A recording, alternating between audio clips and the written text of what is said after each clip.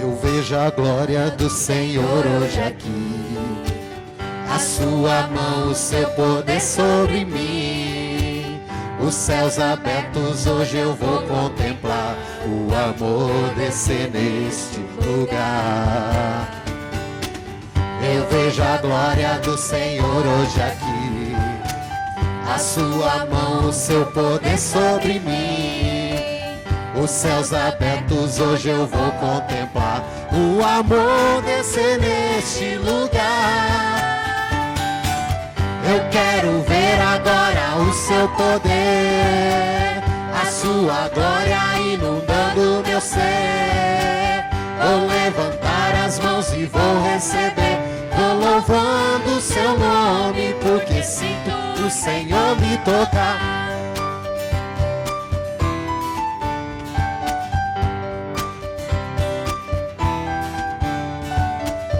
Eu vejo a glória do Senhor hoje aqui, a sua mão, o seu poder sobre mim. Os céus abertos hoje eu vou contemplar, o amor descer neste lugar. Eu quero ver agora o seu poder, a sua glória inundando meu ser. Vou levantar as mãos e vou receber, vou louvando o seu nome, porque sinto o Senhor me tocar. Eu quero ver agora o seu poder, a tua glória inundando meu ser. Vou levantar as mãos e vou receber, vou louvando o teu nome, porque sinto o Senhor. Vou louvando o teu nome, porque sinto o Senhor. Vou louvando o teu nome, porque sinto o Senhor me tocar.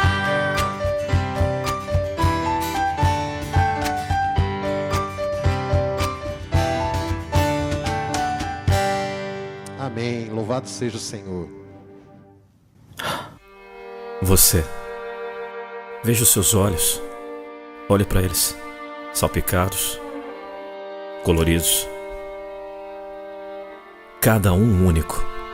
Eu criei cada um. Eu criei tudo. O universo. E você. Eu te dei personalidade. Eu te fiz puro. Complexo. E todo dia eu te dou vida. Eu te amo. Mas algo aconteceu. Você me traiu. Você não confiou em mim. Você pecou.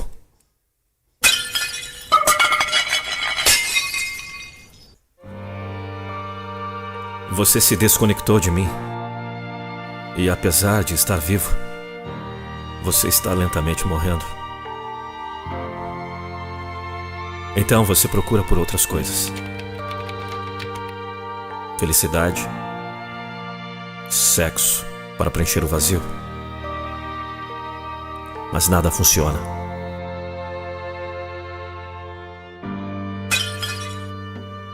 Só te faz morrer mais rápido. E nos separa mais e mais.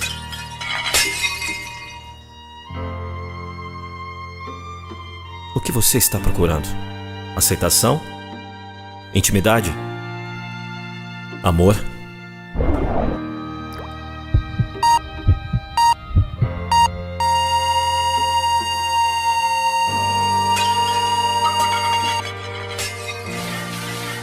Eu não quero que você morra. Eu te criei para não ser destruído, mas para você me conhecer. Então eu me tornei um de vocês. Uma criação frágil.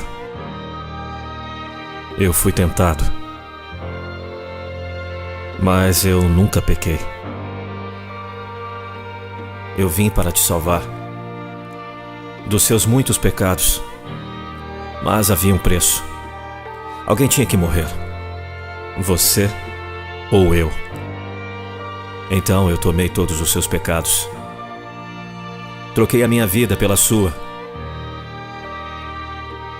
E eu morri em seu lugar. porque eu amo você. Então,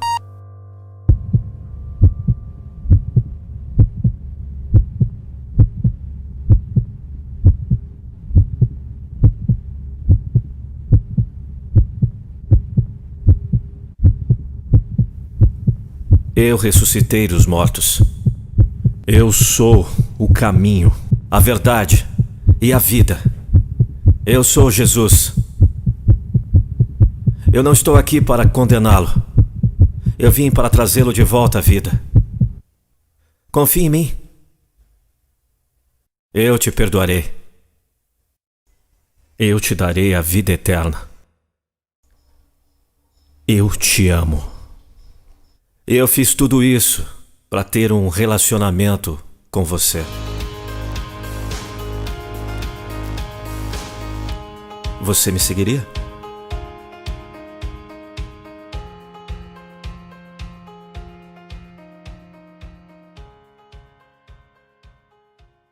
Olá, irmãos, tudo bem? Nós estamos aqui hoje na Igreja Presbiteriana Independente de Monte Sião para estarmos celebrando a Deus. Você aí em sua casa, louvando o Senhor, agradecendo o nome dEle por tudo que Ele tem feito em nossas vidas. Você é muito bem-vindo em nossa transmissão nesse momento. Eu quero convidar você nesse momento a fechar seus olhos aí em sua casa, você e sua família, para estarmos orando, agradecendo a Deus por mais essa oportunidade que Ele nos dá de louvar o seu nome. Curva sua cabeça e feche seus olhos. Querido Deus e Pai, obrigado, Senhor, por mais uma vez estarmos aqui juntos podendo louvar o seu nome. Abençoe, Pai, a vida de cada um dos irmãos que estão em suas casas, cada um daqueles que está assistindo essa transmissão, ó Deus. Que o Senhor, ó Pai, toque em seus corações, ó Pai, porque cremos que o Senhor vai falar muito aos corações de cada um nessa noite. Obrigado, Senhor, pela vida de cada um desses que estão assistindo essa transmissão. Nós sabemos, ó Pai, das lutas, das dificuldades, ó Pai, desse momento que todos nós estamos passando. Mas cremos que o Senhor é o Deus da provisão. O Senhor, ó Pai, é o Deus que tem tomado conta de cada um de nós, tem tomado conta de nossas vidas. Te louvamos, Senhor, te agradecemos por tudo. É que eu oro em nome do seu Filho amado Jesus Cristo. Amém. Glória a Deus. Nós estamos aqui hoje reunidos no templo da nossa igreja. Ainda estamos fechados, de portas fechadas. Nós temos aqui os nossos irmãos do Ministério da Música. E hoje nós vamos louvar o Senhor com os nossos irmãos. Daqui a pouquinho, tá? Acompanhe aí, compartilhe essa live. Compartilhe a mensagem do Senhor. Nós somos da Igreja Presbiteriana Independente de Monte Sião, localizada no sul de Minas Gerais. Olá, irmãos. Esse momento é o momento que nós queremos falar um pouquinho sobre as nossas contribuições, os nossos dízimos, as nossas ofertas. A nossa igreja, ela não tem um compromisso de dizer que Deus só vai te abençoar se você der dinheiro para Ele. Não, nós não cremos assim. Mas nós cremos que somos parte do reino do Senhor. E quando nós ofertamos, quando nós doamos algo, ou algum valor, nós doamos para a promoção do reino de Deus. Muitos irmãos têm trazido as suas contribuições na igreja, outros estão depositando na conta. Você está acompanhando sempre o número da conta nas nossas transmissões, e nós temos visto também o mover de Deus nisto. Mas temos que ter a compreensão de que tudo vem dEle. Esse é o princípio. Lá no Salmo 24, versículo 1 diz: ao Senhor pertence a terra e tudo que nela se contém, o mundo e os que nele habitam.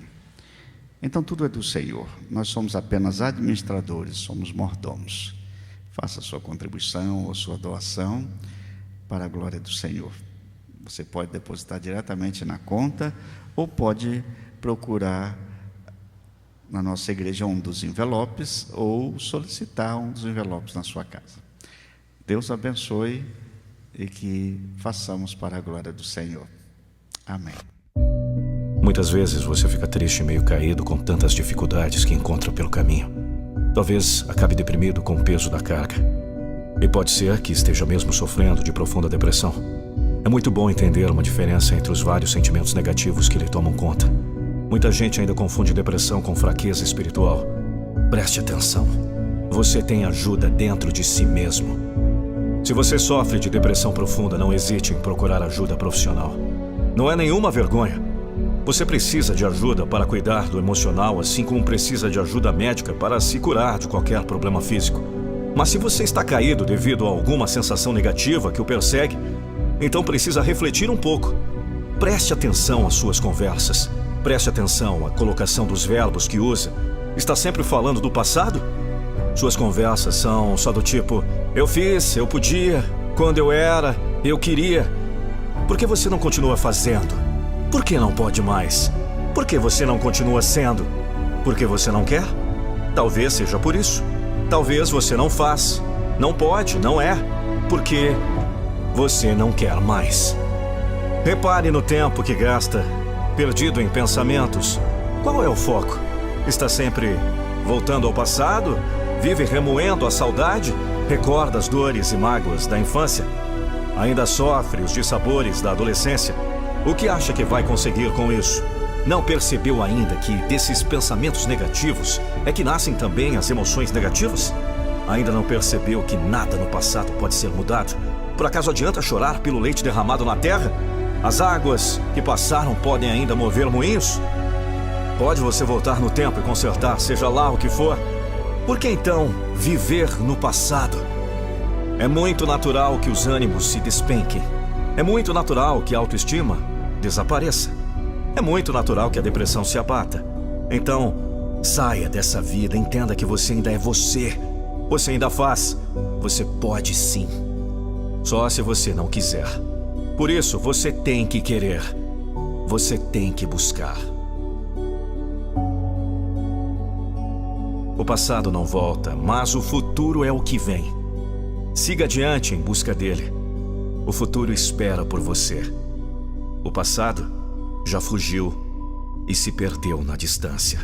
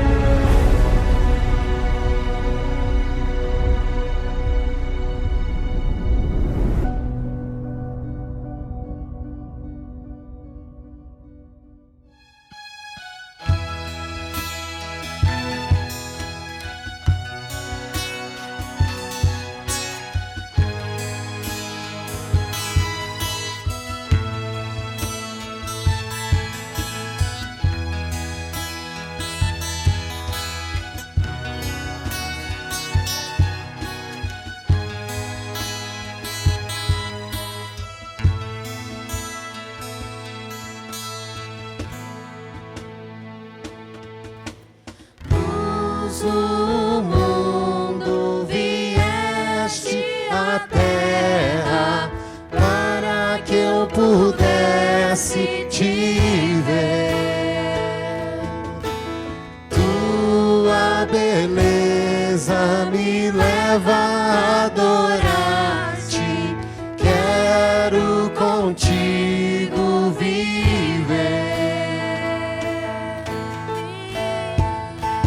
Vim para adorar-te, vim para prostrar-me, vim para para dizer que és meu Deus.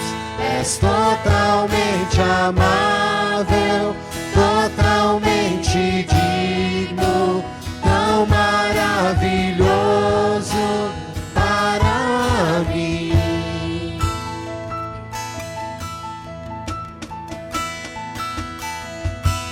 Eterno Rei, exaltado nas alturas, glorioso nos céus. Humilde vieste à terra que criaste, por amor pobre se fez. Vim para adorar-te, vim para prostrar-me, vim para dizer que és meu Deus. És totalmente amável, totalmente digno, tão maravilhoso para mim. Vim para adorar-te, vim para prostrar-me, vim para dizer que és meu Deus. És totalmente amável, totalmente digno, tão maravilhoso para mim.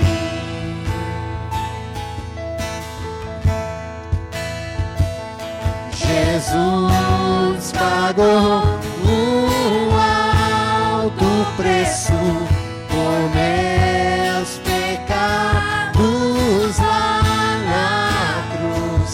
Jesus pagou um alto preço por meus pecados lá na cruz.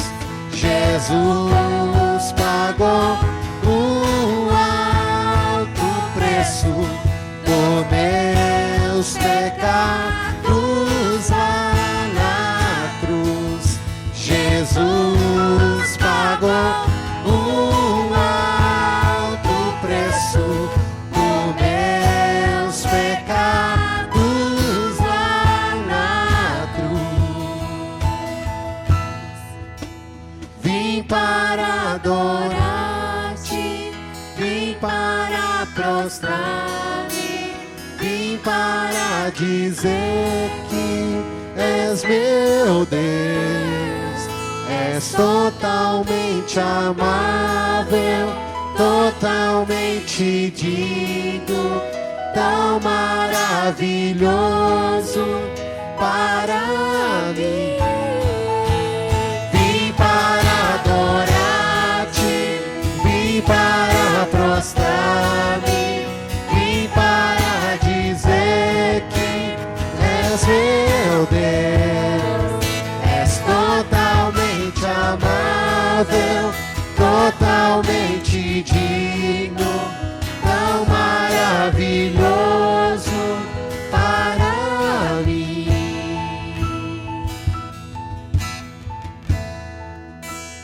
Vim para adorar-te.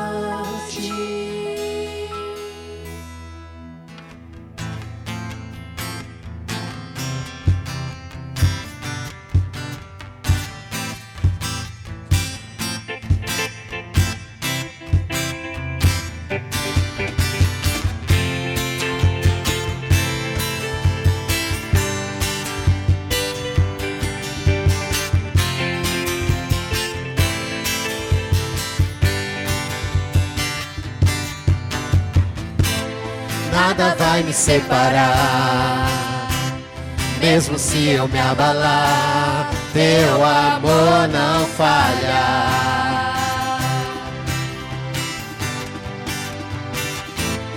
Mesmo sem merecer, tua graça se derrama sobre mim, teu amor não falha.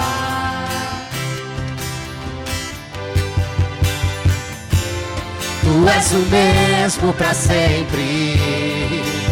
Teu amor não muda. Se o choro dura uma noite, a alegria vem pela manhã.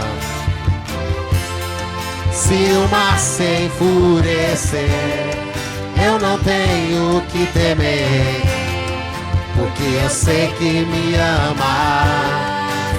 Teu amor não falha.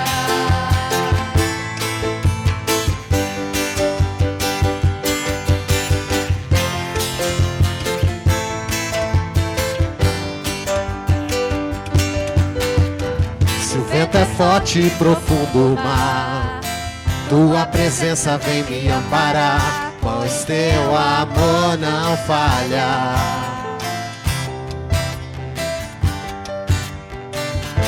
Difícil é o caminhar, nunca pensei que eu fosse alcançar, mas teu amor não falha.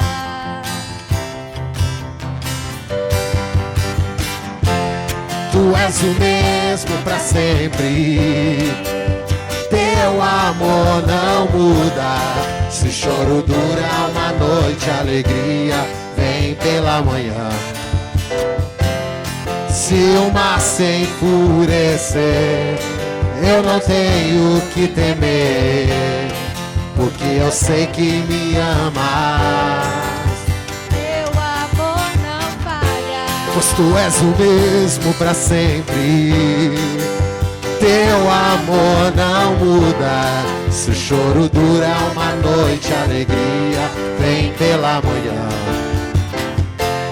Se o mar se enfurecer, eu não tenho que temer, porque eu sei que me amas. Teu amor não falha.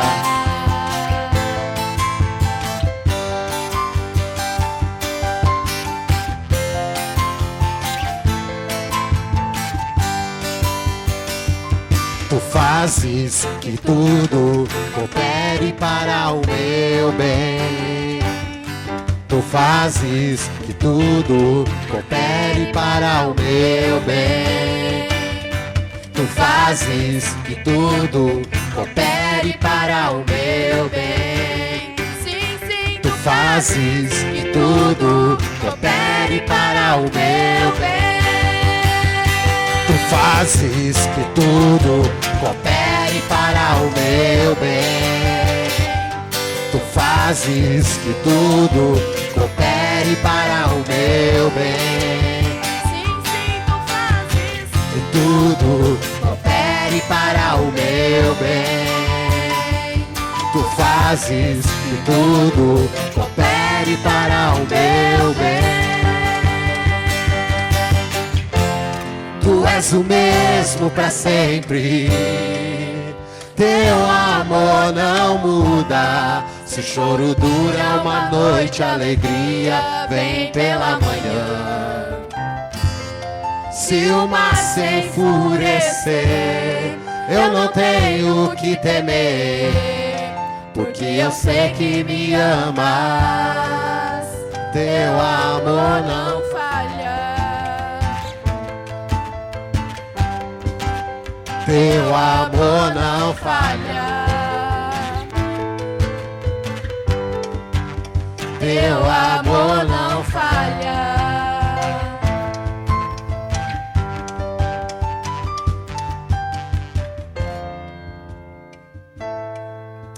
Aleluia. Louvado seja o Senhor.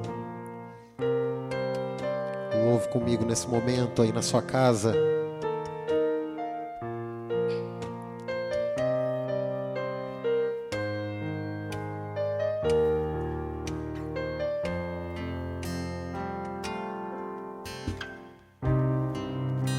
Sei que os teus olhos,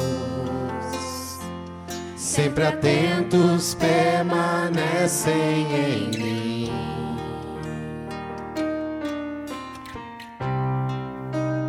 E os teus ouvidos estão sensíveis para ouvir meu clamor. Posso até chorar,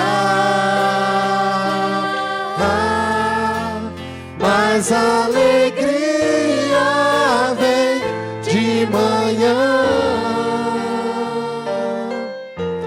És Deus de perto e não de longe, nunca mudastes, tu és fiel.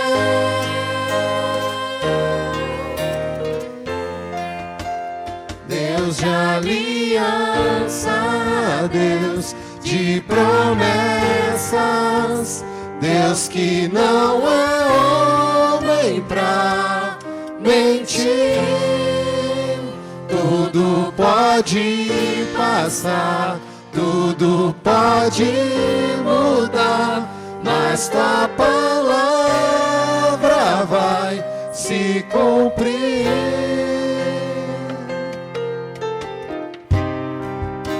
Sei que os teus olhos, sempre atentos, permanecem em mim.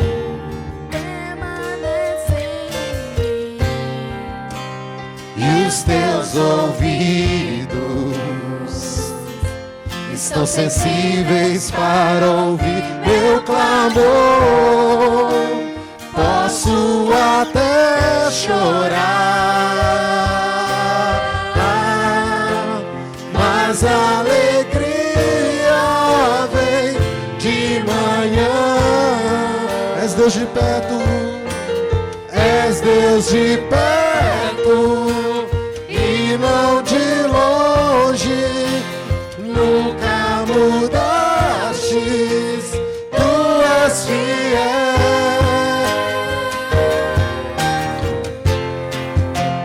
Deus de aliança, Deus de promessas, Deus que não é homem pra mentir.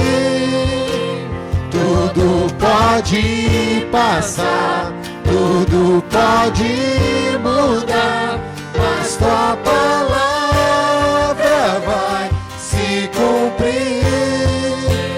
Deus de aliança, Deus de promessas, Deus que não é homem pra mentir. Tudo pode passar, tudo pode mudar, mas tua palavra vai se cumprir. Posso enfrentar o que for, posso enfrentar o que for, eu sei quem luta por mim. Seus planos não podem ser frustrados. Minha esperança está nas mãos do grande eu sou. Meus olhos vão ver o impossível acontecer. Posso enfrentar o que for, posso enfrentar o que for, eu sei quem luta por mim. Seus planos não podem ser frustrados. Minha esperança está nas mãos do grande eu sou. Meus olhos vão ver o impossível acontecer. Deus de aliança, Deus de promessas, Deus que não é homem pra mentir. Tudo pode passar, tudo pode mudar, mas tua palavra vai se cumprir. Deus de aliança, Deus de promessas, Deus que não é homem pra mentir. Tudo pode passar, tudo pode mudar, mas tua palavra vai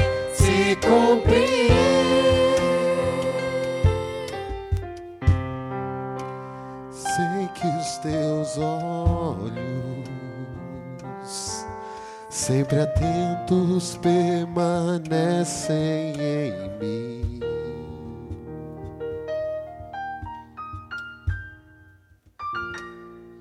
Olá, irmãos, graça e paz. Esse tempo é o tempo de nós meditarmos na palavra de Deus, na palavra do Senhor, e buscarmos essa palavra instrução para a nossa vida. E nós vamos ler o texto da palavra de Deus que se encontra em Atos, capítulo 10. E então nós vamos acompanhar a leitura desse texto. Morava em Cesareia um homem de nome Cornélio, centurião da corte chamada italiana, piedoso e temente a Deus com toda a sua casa, e que fazia muitas esmolas ao povo e de contínuo orava a Deus. Este homem observou claramente durante uma visão, cerca da hora 9 do dia, um anjo de Deus que se aproximava dele e lhe disse: Cornélio. Este, fixando nele os olhos e possuído de temor, perguntou: Quem é, Senhor? E o anjo lhe disse: As tuas orações e as tuas esmolas subiram para a memória diante de Deus. Agora envia mensageiros a Jope e manda chamar Simão, que tem por sobrenome Pedro. Ele está hospedado com Simão, o curtidor, cuja residência está situada à beira-mar. Logo que se retirou o anjo que lhe falava, chamou 2 dos seus domésticos e um soldado piedoso dos que estava a seu serviço, e, havendo-lhes contado tudo, enviou-lhes a Jope. No dia seguinte, indo eles de caminho, estando já perto da cidade, subiu Pedro ao eirado por volta da hora 6ª, a fim de orar. Estando com fome, quis comer, mas enquanto lhe preparava a comida, sobreveio-lhe um êxtase. Então viu o céu aberto e descendo um objeto como se fosse um grande lençol, o qual era baixado à terra pelas outras pontas, contendo toda sorte de quadrúpedes, répteis da terra e aves do céu. E ouviu uma voz que lhe dizia: Levanta-te, Pedro, mata e come. Mas Pedro replicou: De modo nenhum, Senhor, porque jamais comi coisa alguma imunda. Segunda vez, a voz lhe falou: Ao que Deus purificou, não consideres comum. Sucedeu isto por 3 vezes, e logo aquele objeto foi recolhido do céu. Enquanto Pedro estava perplexo sobre qual seria o significado da visão, eis que os homens enviados da parte de Cornélio, tendo perguntado pela casa de Simão, pararam junto à porta. E chamando, indagavam se estava ali hospedado Simão, por sobrenome Pedro. E enquanto meditava Pedro acerca da visão, disse-lhe o Espírito Santo: Estão aí 2 homens que te procuram. Levanta-te, pois, desce e vai com eles, nada duvidando, porque eu os enviei. E, descendo Pedro para junto dos homens, disse: A que me tendes? Sou eu a quem buscais? A que vieste? Então disseram: O centurião Cornélio, homem reto e temente a Deus, e tendo bom testemunho de toda a nação judaica, foi instruído por um santo anjo para chamar-te à sua casa e ouvir as suas palavras. Que Deus nos abençoe. Eu gostaria de orar com você neste momento. Você que está em casa, você que está acompanhando esta mensagem, talvez esteja no seu quarto, sozinho, mas em nome de Jesus, curva a sua cabeça. Pai, que o Teu Espírito Santo nos instrua neste momento, que o Teu Espírito Santo fale ao nosso coração, assim como o Senhor falou ao coração de Pedro. Em nome do Senhor Jesus, nós clamamos a Tua direção. Amém, Senhor.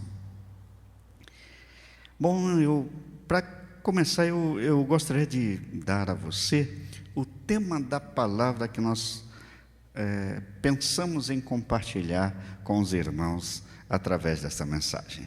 Quando Deus nos conduz a novos desafios.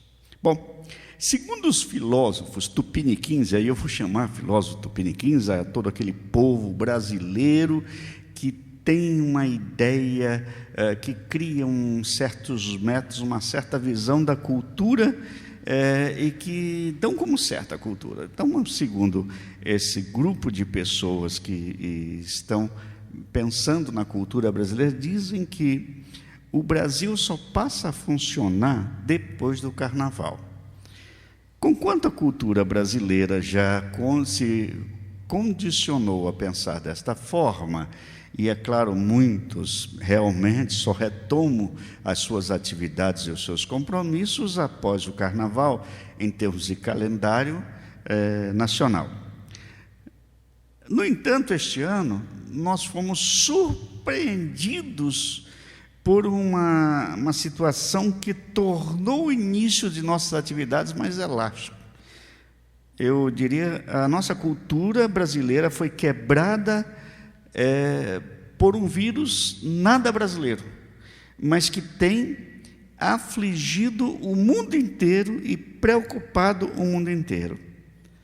E aí, eu diria que é um grande desafio mudar as coisas, mudar os nossos hábitos, mudar até o nosso convívio social diante do que temos visto ultimamente. Mudar as coisas pode ser dolorido para alguns, seu jeito de fazer, de planejar, de encarar a vida, de executar os seus projetos. É como se nós tivéssemos, então, algumas normas, algumas leis, e aí eu vou me valer do escritor e pastor batista Ed Renekiewicz, em seu livro Quebrando Paradigmas. E ele nos ensina neste precioso livro que às vezes os paradigmas que nós criamos precisam ser quebrados. E o que é um paradigma? É um conjunto de regras e regulamentos explícitos e não explícitos que fazem duas coisas: estabelecem limites ou fronteiras e nos dizem como devemos nos comportar dentro desses limites de forma a sermos bem-sucedidos. Isso são paradigmas. Nem sempre são leis, mas são maneiras ou jeito de se comportar. Nós já acostumamos a fazer algumas coisas de uma determinada maneira e, de repente, temos que mudar. Bom, hoje eu tenho 32 anos de ministério. E nesses 32 anos de ministério, eu me acostumei a cuidar da igreja e a pastorear a igreja, abraçando, apertando a mão, demonstrando carinho, rindo, brincando. E, no entanto, agora eu me vejo tendo que repensar o meu jeito de ministrar e de cuidar da igreja, e tenho feito coisas novas, como, por exemplo, visitas virtuais, que eu não imaginei que faria um dia, mas estou tendo que descobrir esse aspecto do ministério que eu achava que era impossível e que, de repente, nós entendemos que Deus está presente e Deus está dirigindo todo esse processo de quebra de paradigma. Deus nos conduz a novos desafios exatamente no meio daquilo que nós estamos vivendo.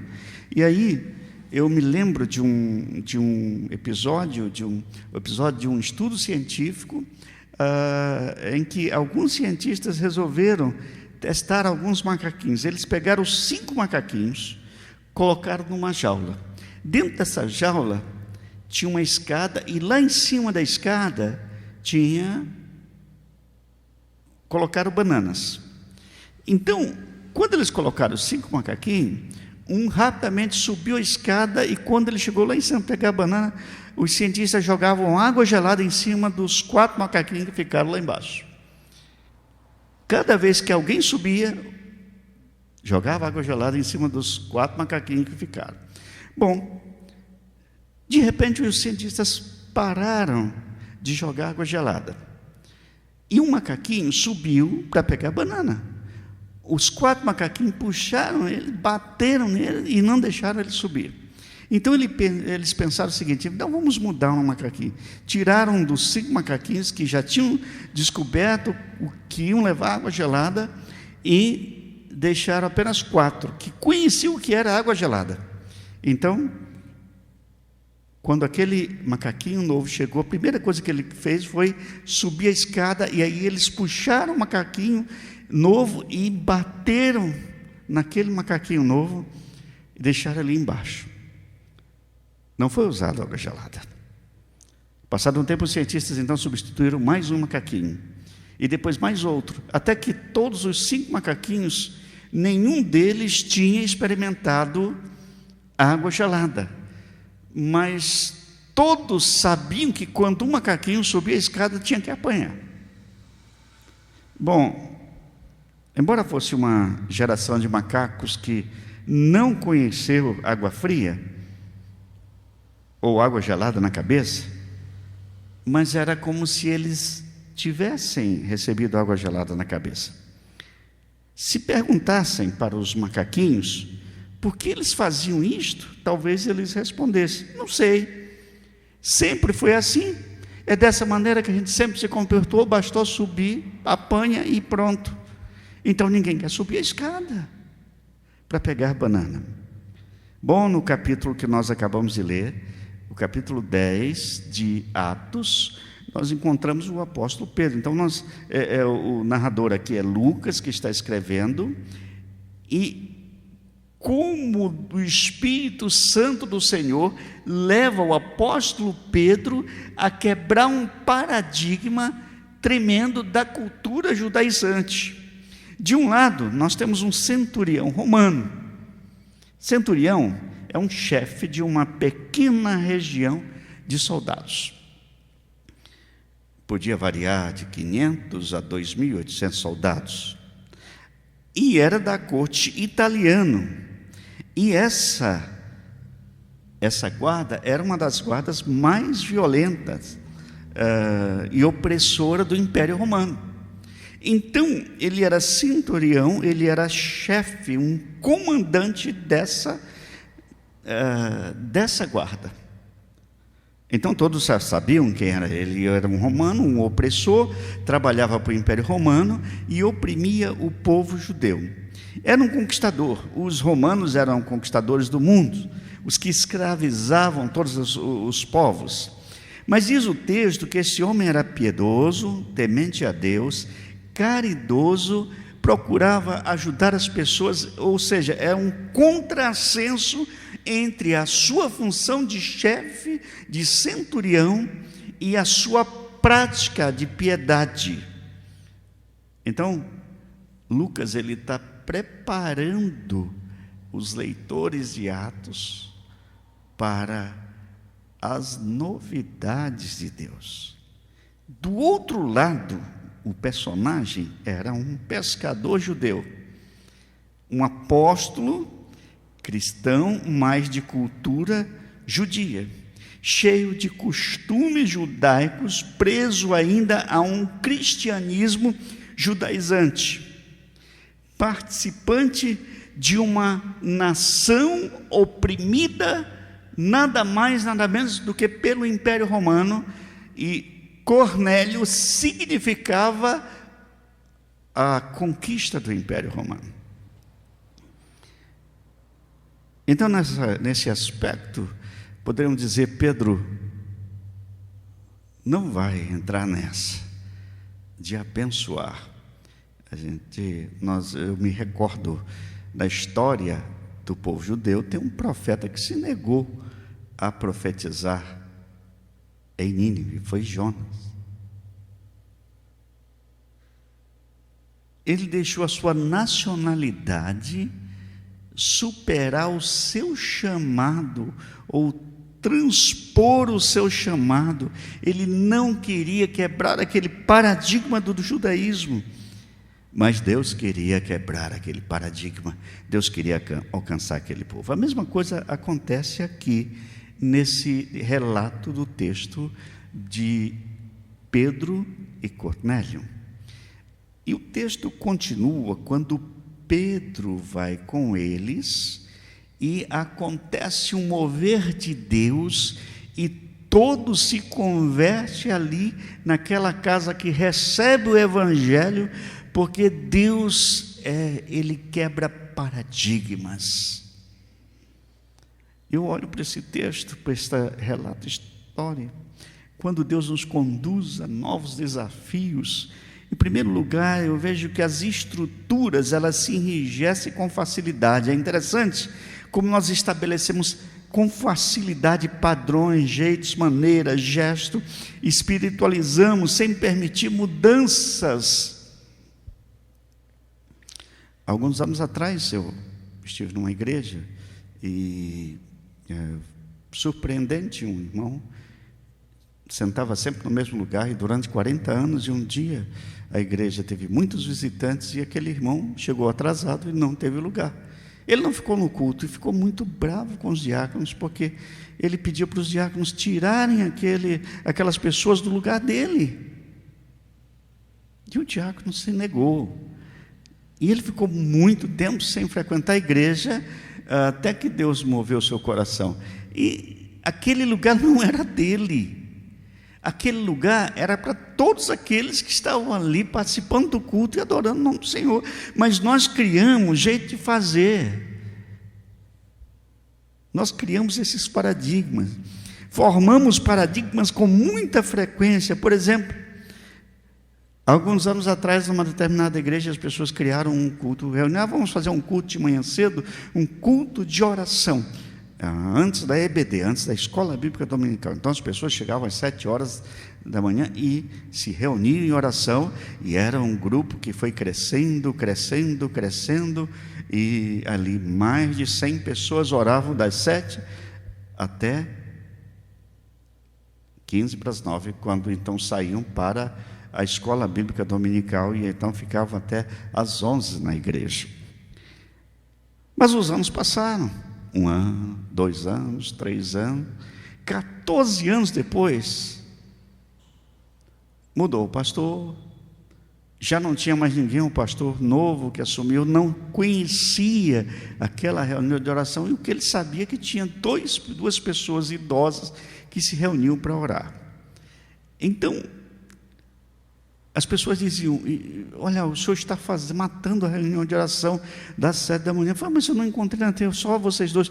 Não, mas o senhor tem que estar junto, porque as pessoas vêm. Então o pastor passou a orar junto com aquelas pessoas, e as pessoas não vinham, então eles culpavam o pastor, e aí passaram a culpar o pastor anterior. Bom, o fato é o seguinte: o tempo passou, e já não dava mais para reunir aquele horário.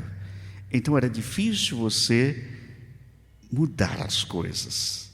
Enrijecemos as estruturas com muita facilidade, criamos coisas até dentro de casa.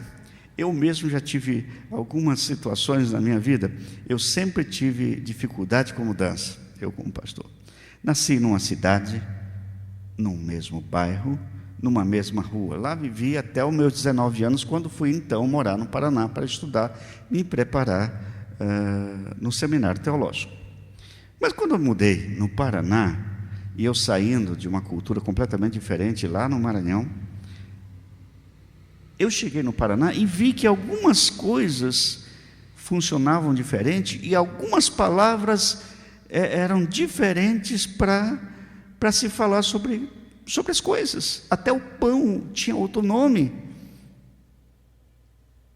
Então eu fiquei os meus primeiros 6 meses preocupado em corrigir as pessoas e fazer com que as pessoas se comportassem e falassem como eu falava, e desse nome às coisas como eu conhecia os nomes.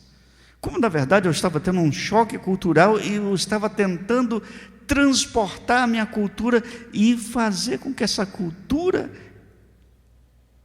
fosse tomada por todas aquelas pessoas que moravam ali comigo. Exatamente nesse momento em que nós estamos falando, estamos ministrando essa mensagem, somos obrigados a mudar nosso comportamento social por causa da pandemia.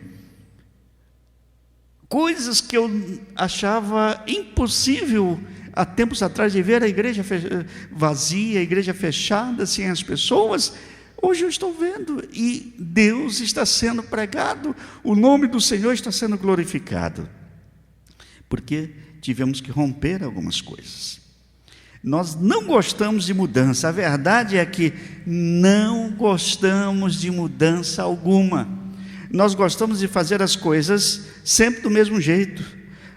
Mudanças deixam as pessoas fora do controle, as coisas fora do nosso controle. Mudanças parecem tornar as coisas incertas e dar riscos enormes de errarmos. Mudança nos tira da zona de conforto. Temos medo de mudanças. Periodicamente, no entanto, as mudanças são necessárias.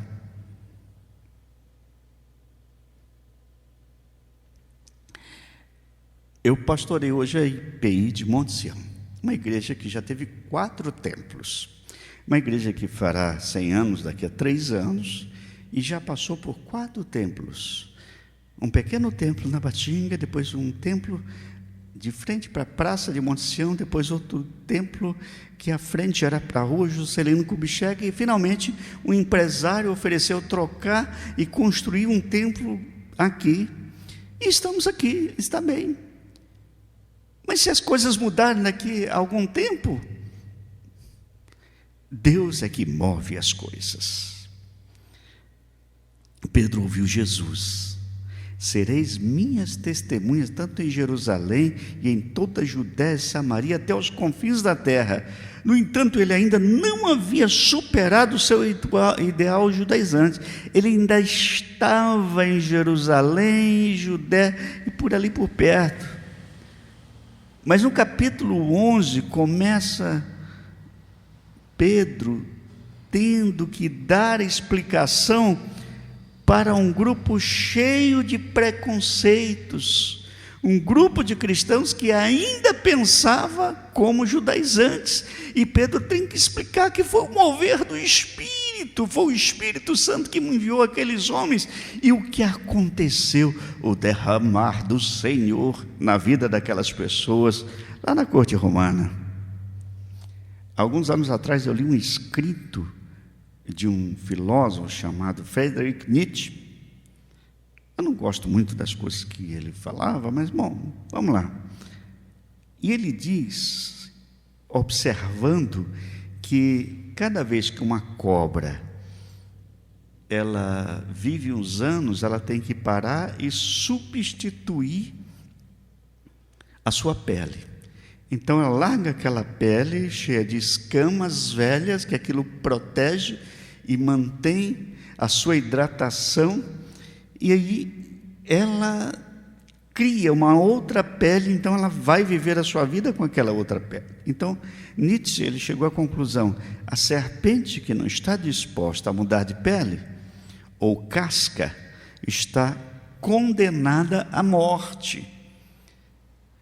E ele aplica isso às pessoas que não estão dispostas a quebrar os seus paradigmas ou as suas mudanças. Recusarmos as mudanças é recusar a ação do Espírito que as promove. No caso de Pedro especificamente, Pedro foi sensível às mudanças, não as recusou, entendeu o agir de Deus nessas mudanças. Imediatamente ele foi com aqueles homens, e ali o Senhor foi tremendo, derramou o seu Espírito sobre aquelas pessoas. Charles Swindoll, em seu precioso livro sobre o Todo-Poderoso, ele diz o seguinte: a tradição é a fé viva dos que já morreram, quando o tradicionalismo é a fé morta dos que ainda vivem. Quando nós criamos paradigmas e deixamos o tradicionalismo acima da tradição e acima do mover de Deus, então nós vamos correr risco pessoal, familiar e também como igreja, como povo de Deus. O Espírito Santo é como um vento, ele sopra onde, quando e como ele quer. O Espírito Santo é livre, é misterioso, não sabemos de onde ele vem e para onde vai, só sabemos que ele está presente porque é impossível deixar de perceber o vento e de perceber a ação do Espírito Santo. E aí eu quero concluir levando você a algumas reflexões. Quantas são as mudanças que Deus está promovendo em sua vida e sua família exatamente nesse momento? Quantas mudanças que você entende que Deus quer que você faça? Que paradigmas da sua vida precisam ser quebrados na sua família e na sua igreja? Sabe, alguns anos atrás eu estava aconselhando uma família e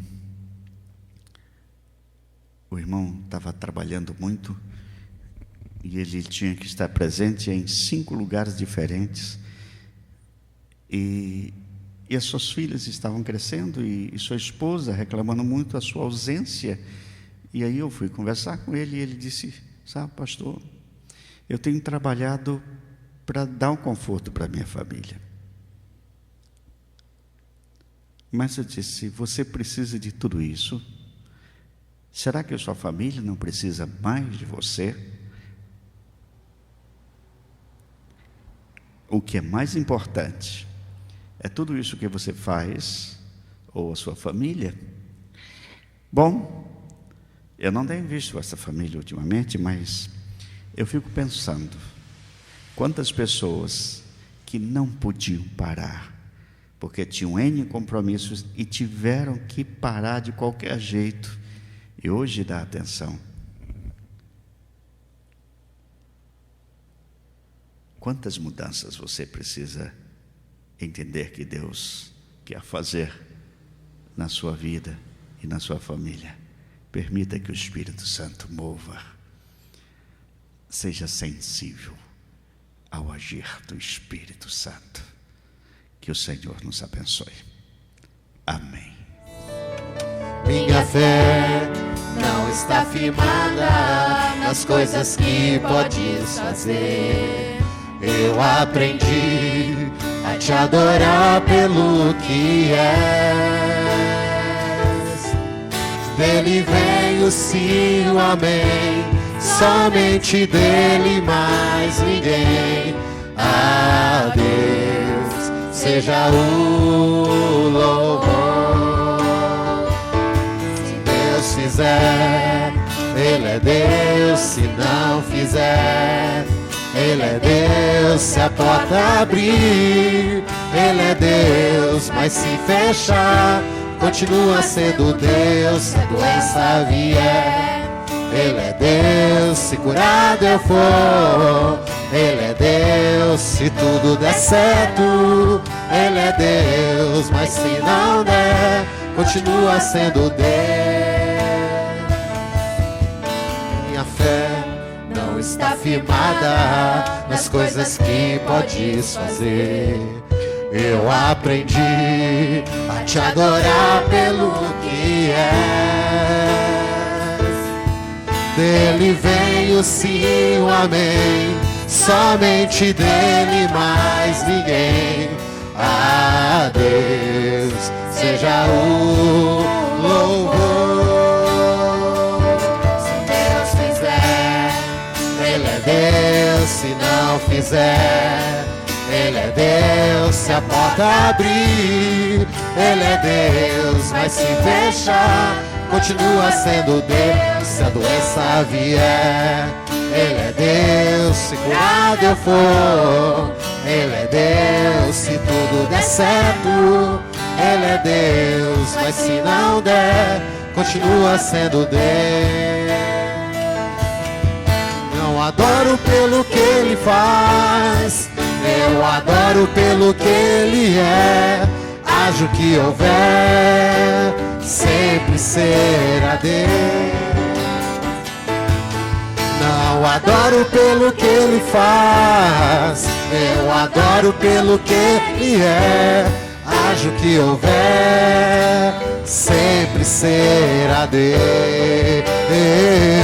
Se Deus fizer, Ele é Deus. Se não fizer, Ele é Deus. Se a porta abrir, Ele é Deus. Mas se fechar, continua sendo Deus. Se a doença vier, Ele é Deus. Se curado eu for, Ele é Deus. Se tudo der certo, Ele é Deus. Mas se não der, continua sendo Deus. Deus é Deus. Deus é Deus. Deus é Deus. Deus é Deus. Deus é Deus. Deus é Deus. Deus é Deus. Deus é Deus. Se Deus fizer, Ele é Deus. Se não fizer, Ele é Deus. Se a porta abrir, Ele é Deus. Mas se fechar, continua sendo Deus. Se a doença vier, Ele é Deus. Se curado eu for, Ele é Deus. Se tudo der certo, Ele é Deus. Mas se não der, continua sendo Deus.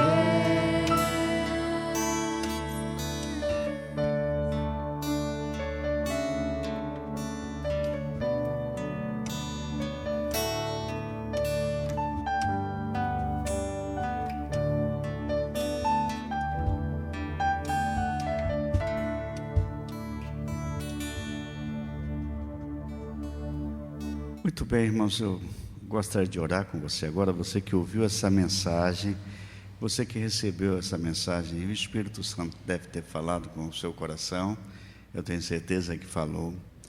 Então eu quero desafiar você, fique atento ao mover do Espírito de Deus. O Espírito Santo se move e Ele tem mostrado a soberania de Deus, a vontade de Deus soberana sobre a nossa vida, sobre a nossa família, sobre a igreja de Cristo na face da terra. Olha nesse momento. Senhor, em nome do Senhor Jesus, nós entendemos que só existimos, só nos movemos, nos movimentamos pela ação maravilhosa de Tua misericórdia e pelo mover do Teu Espírito Santo. Assim como o apóstolo Pedro estava ali, apenas esperando o momento da refeição e orando, e o Senhor manifestou sua vontade.